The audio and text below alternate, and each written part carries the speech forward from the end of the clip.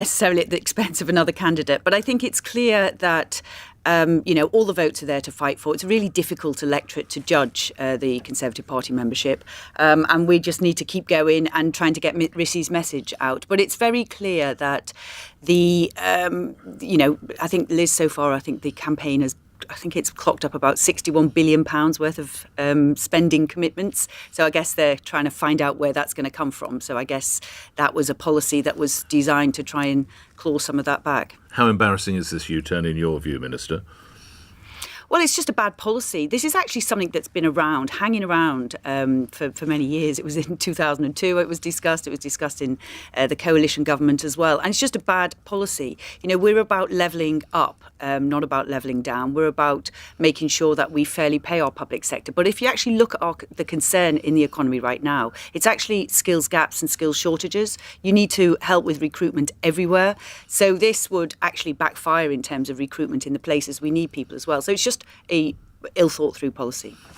I was among a lot of Conservative members in Leeds last week when I was fortunate enough to hold the first hostings, and host the hustings. And while there was a lot of support for your candidate, Mr Sunak, there is still the question among some, Minister, that he was the man who wielded the knife and thus cannot wear the crown. How would you respond to that?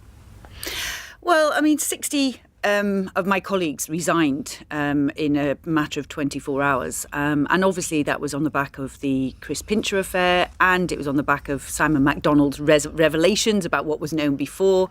They felt very strongly about that. So I think it's really quite unfair to sort of blame one person. 60 people resigning is unprecedented. And the reason it happened is because, time and again, people were asked to go out and defend lines, and then they changed. And there's only so many times, I've been on your show many times and done that as well. There's only so many times that people will do that because, it's disrespectful to colleagues, actually, to ask them to do that as well.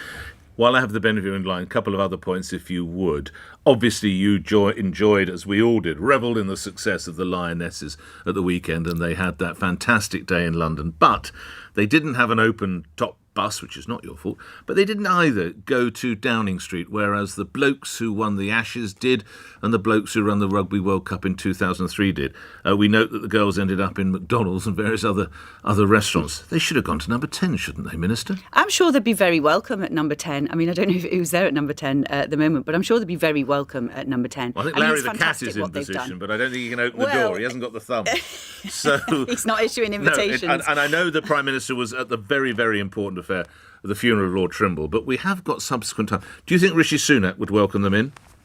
Oh, 100%. I think anyone would, to be honest. We are so proud of them. They're just absolutely amazing. And as a proud member of the women's parliamentary football team as well, I think many of us would love to join them in Downing Street to celebrate their success. Ms Keegan, I had no idea. You have football prowess yourself, is that correct? I'm not much good, if I'm honest, but still, there's a group of us play in the Women's Parliamentary Football Club. Are you a Lucy Bronze? Are you a Chloe Kelly? What position do you play? Left behind, I think. When you score, do you... No, we'll leave that there. That's an inappropriate question. I haven't actually scored yet, so you'll have to wait and see. So if you were to score a goal, Minister, you might celebrate in a similar fashion to Chloe Kelly? If I was her age, maybe. We shall see. Can I come back one final point on the subject of Rishi Sunak? If you go with the bookies, there's absolutely no chance. I don't know if you're a betting person. The person you're supporting is a 1 to 14. That means if you put 14 quid on, you get one back. Meanwhile, his opponent, Liz Truss, is 13 to 2. The bookies aren't often wrong, are they, Gillian Keegan?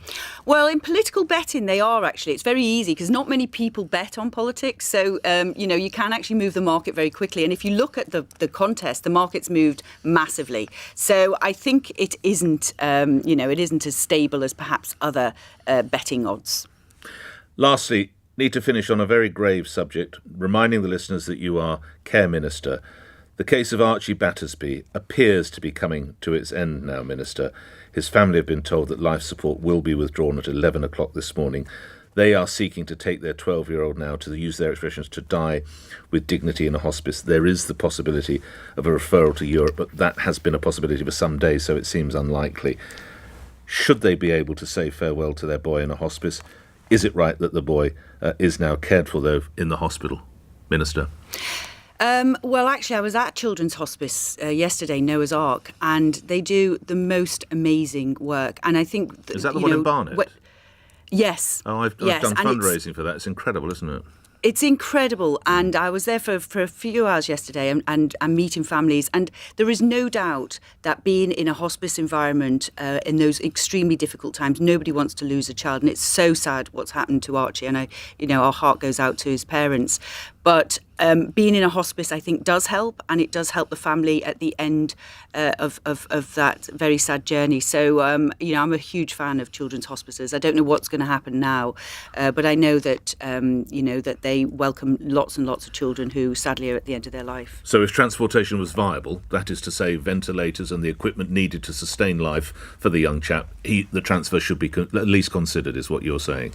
I think hospices are there for a reason, and they very much help families at the end. And in Noah's Ark, they do that for a lot of families across London.